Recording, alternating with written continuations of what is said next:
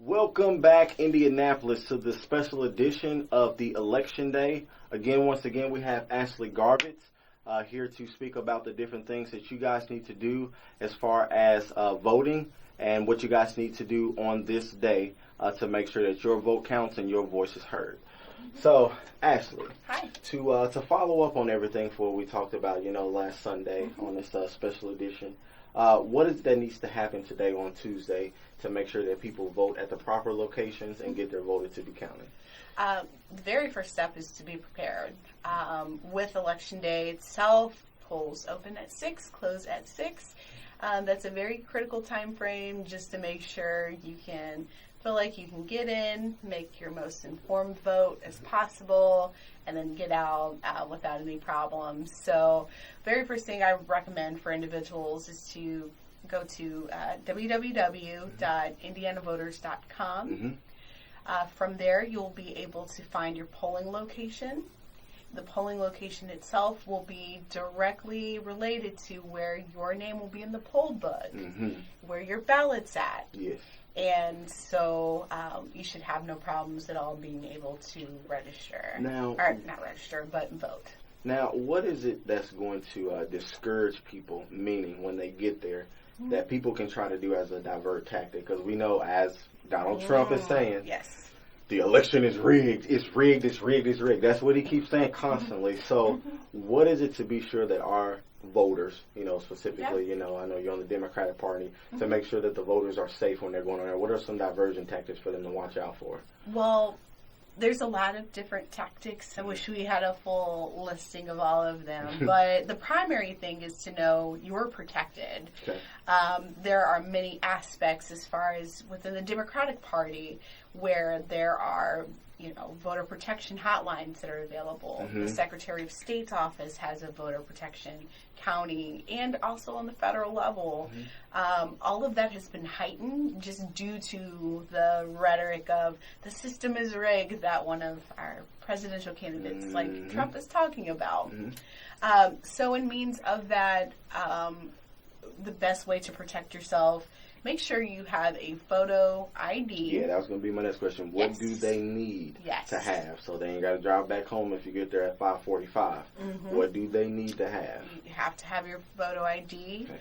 I would also say to be prepared with the rhetoric if someone's like, you're at the wrong place. Mm-hmm. Well, if you have maybe in your records your voter registration card, hopefully it's up to date. You can again check with indianavoters.com. And they're going to Location. find, and they're like, so when they come there, they're going to find that online while they're there, Yes. or is it a card that they have that you should There's already have both. walking in? There's Yes, both. so the electronic file with indianavoters.com is the most up to date. Mm-hmm. You would use that, or if recently you registered, you should be able to find your polling location on your voter registration card, Okay. which will tell you your polling site. So now that we got that part, out of the way, which is very important. Yeah. It's very, very important. Let's talk about everybody else who's on the ballot. Okay, Besides the general candidates that we see. And also, too, there's more candidates than just Yes. Trump and Hillary Yes. that never get mentioned, Yep. particularly, except for, on CNN when they give like an electoral map, showing you how everything works. So specifically, how do people know who's on the ballot locally? Okay, good question. There are many types of ways of finding out who is on your ballot. I'm going to reemphasize again, indianavoters.com. When you confirm your registration itself, it will tell you where's my polling location. It would also say who's on my ballot. That's a good way to kind of see what names you will see on the ballot. Also, questions which are referendum questions that will come up will, again, all be there. In addition, there are wonderful things nowadays as far as finding out who's on your ballot by looking at who the candidates are being endorsed within each, party itself. Marion County Democratic Party and the Indiana Democratic Party try to make it as easy as possible to let you see and learn about the candidates. So they should be able to provide access to information about what their stances are, and help out. And relative to so, I'm being neutral, even though I'm a Democrat. There are things also too, relative to the Republican side as well. I would also indicate if you're like, I don't want to go through those resources, you maybe want a more larger scope. There are great things such as Ballotpedia, which will tell you things within the district. Votein.org.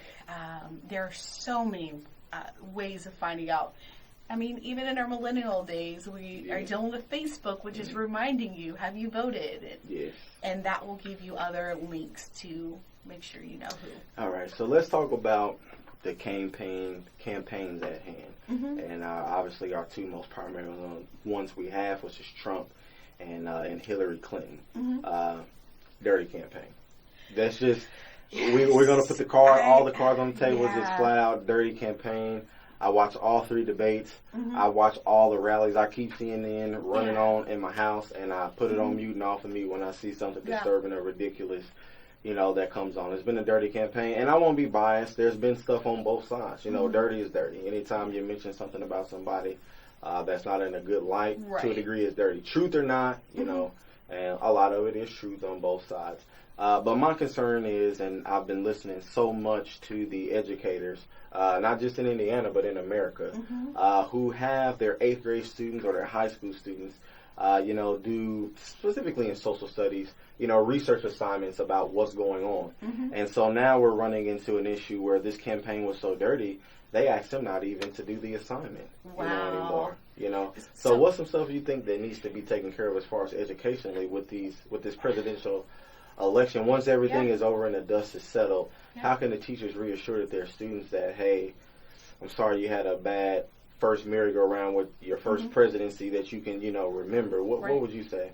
Well, the key thing, and this is something we had talked about previously during our online airing, is that we have to let the smoke mirrors clear.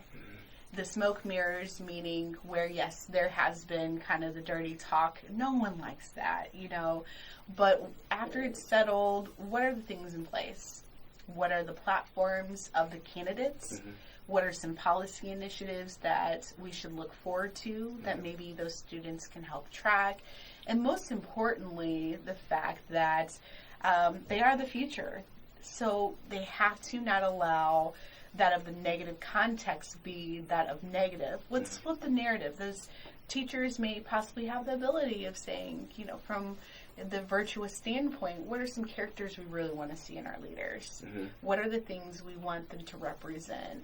And easily from there, maybe there can be some extra curriculum that can be in place about maybe drafting their own mock things. What are some ways of kind of we heard a lot with some of the Bernie supporters, like purifying the process.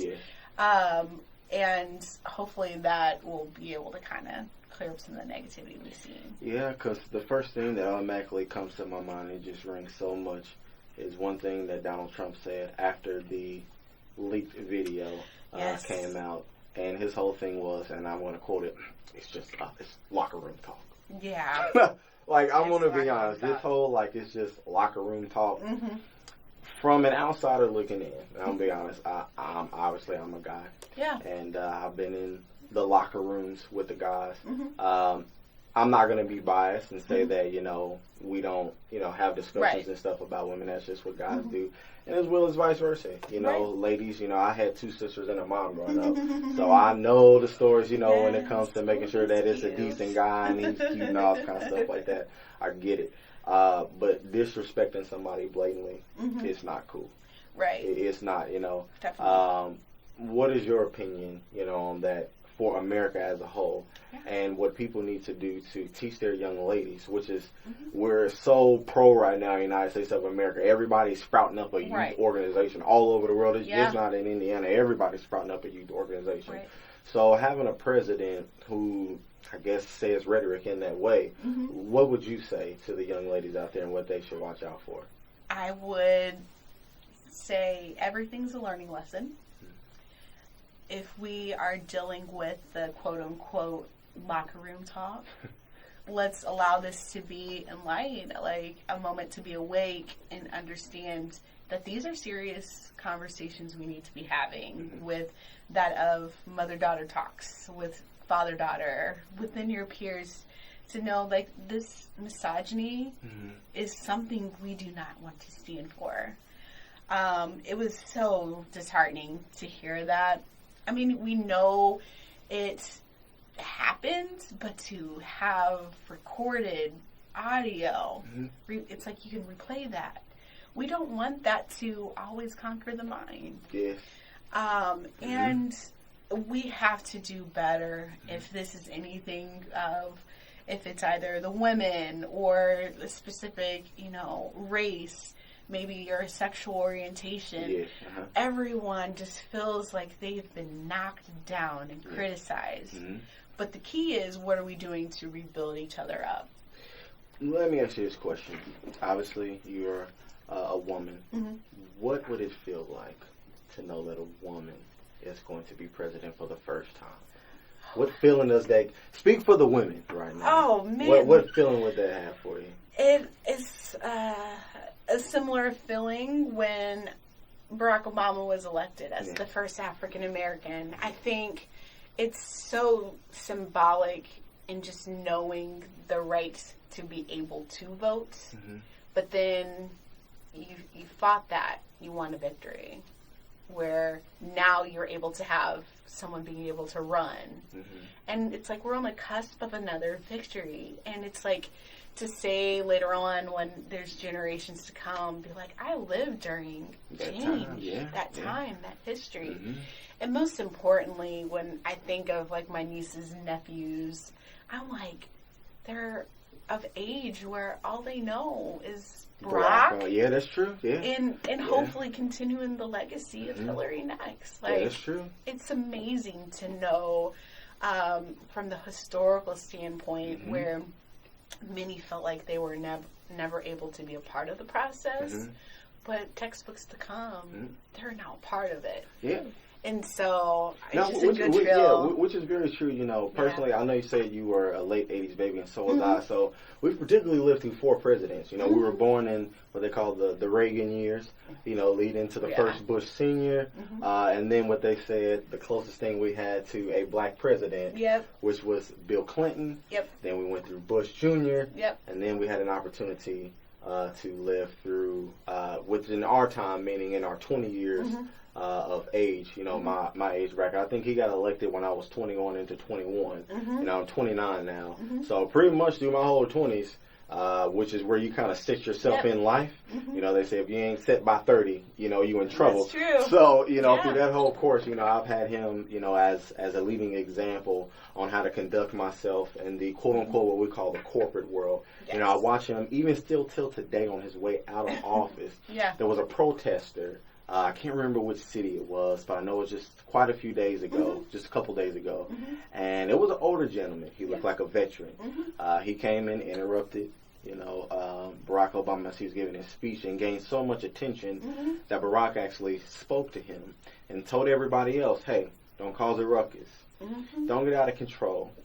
Here's what the issue. And he still, even when he was being humiliated to a degree. You're the president. Nobody disrespects a president in that way. Secret Service would have them out there in a minute, and he still has the reserved, calm mind to say, hey, don't drag him out of here, even though I know I can have you do it. Don't do it. Let's talk about this here for a second. Yes. He's a veteran, respect him. Yes. He's an elderly, respect him. At the same time, you know what to do. Yes. Don't boo. Vote. But vote. So, he still has the presence of mind to do that. But what I'm leading up to is something that I seen on Facebook maybe a couple of days or so ago. And it was a video of a young lady. 2008 election. Yes. So you may have seen it. I mean, I've just sobbing. Just crying. She was so happy about Barack Obama being the first African American president. She didn't know what to do. And then years later, they re-interview her. And she is anti-Obama family as a whole. They did nothing for Americans. They did nothing for African Americans. They did nothing for our communities. The health care is horrible. What do you say to somebody like that who was just sobbing with tears and now they're anti-Obama on his way out? So, Yes, I've seen the video, and I'm very thankful that the video came out because I think it does bring to light some of those internal feelings, especially within the minority community. We've been feeling that it just wasn't enough about what he did under the legacy. Some believe he was able to work on behalf of other constituency groups than his own. And great, I get it. But the one thing, and the biggest fact we have to look at it, that one man cannot solve all the problems in one presidency. One man cannot pull the whole weight of this full country. And so what are we doing as citizens to continue to stay acclimated in the process, to pull those accountability factors in, and pay witness into just the little victories leading into the big victory of the sobbing, happy tears that were, felt when he made office. We have to look at the small victories. We have, for instance, and I know some aren't very happy with the Affordable Health Care Act. It's a start. It's a framework. And I'm not saying it's not to the full, ability, but we can modify that through the legislative process to help make those changes. In addition, my Brother's Keeper initiative. That's a core thing. Surprisingly, and just to throw it out, even in the rural communities, there was means as far as through the Department of Agriculture and the minority farmers that were able to receive grants to help keep them sustained. Little things of that nature. We can talk about the housing agency. We can talk about the honors of the Tuskegee Airmen, the Freedom Riders. That of, let's just even say within the past few months when Obama's throwing a White House party. It was like the house party we saw in the movies. I seen that. Justin Timberlake sent the video clip out. I've seen that, And, granted, it just broke my heart to see her so dismayed. But what I do want to say is that we just can't give up and settle for that and say that's what's going to keep us out. That should be more encouragement as to why we are into why we will continue to build off of that moment in history we have. Is that the only, monumental moment we have? True. I mean, there are so many more to come. And I don't mean to call her out, but also as well, she's a grad student at MIT. I mean, I'm so happy she's there. Well, what are you doing to help pull others up to that process? Exactly. When we're dealing with broken homes due to mass incarceration, which he's tackled, he talked to them. What about also, in addition, where we have healthy food, initiatives that are needing to take ground to combat that of food deserts? I mean, all those things, like, the one thing that's missing is you, and you meaning us, to help make those long-term changes he was setting the ground for. Well, I will say this, and we're going to go ahead and come to a close on this special Election Day interview. I will say throughout the years of Obama, I've seen great change, and specifically what I mean great changes with the African American community. I do remember the very first election in 2008. Like I said, I was 20 going into 21 years of age. I knew what was going on. I understood what was going on. But the passion that I seen from some of the elderly African Americans in my family and in the world, that was the very first time that, and I will never forget it, everybody in my house stayed up to, we never even went to sleep. I'll just say, we never even went to sleep. We were at the polling place as a family at 6 o'clock in the morning. We were one of the first ones there. That was so moving and monumental to me. It didn't happen in the second election. We were all a little bit growner and everybody was out of the house. We voted, by ourselves. But I do remember that one, doing that. As a family, and that was so big to me. And I've seen so many different changes within the White House itself, where kids who were never stepped foot probably in the White House took so many field trips all over the country. The door was always wide open to them. I just even seen recently they did a Halloween thing That and was had so all the cool. kids come and live stream. This was the first year where live streaming just really blew up. You know, and we're actually able to see through the power of, you know, social media now, things that actually go on with day-to-day activities Yes. at the White House, you know, press conference, briefings, all kinds of stuff, you know, I've been able to keep up, and I can actually see the change, and not to even exclude the First Lady, which is one of the biggest things. And I think, personally, I never, not to say that Hillary did not, but again, I was a kid during that time, so I really never seen a difference until I got older now, and I did the research for myself to seeing some impactful things that Hillary has done. Hillary is straight business. And that's the vibe that I get, you know, from Hillary Clinton, that she's straight business. Right. But I've seen some things from Nancy Reagan and how impactful she was, you know, and some, you know, prehistoric presidents, you know, from 19th and 20th century. Yeah. But what Michelle Obama did with actually going to the schools, playing with kids, talking with kids, growing vegetables and fruits with kids. I had never seen that before with something. It just seemed like she was your auntie across the street. I'm just keeping it real. It really felt like she was your auntie across the street. It didn't seem like, you know, that First Lady, but she's given a new name for it. So, Ashley, I do appreciate your time today and last Sunday with the election day. So, tell everybody once again what to do once they get to the polling places today. Yes. Well, feel comfortable with your vote. Be prepared. Have your photo ID ready. And then also, in addition, own your vote and stay involved even after the polls close. I can't stress it enough that the power to be able to vote came out of the trailblazers of our past. So continue to be a trailblazer for them. Set those examples for our future generations.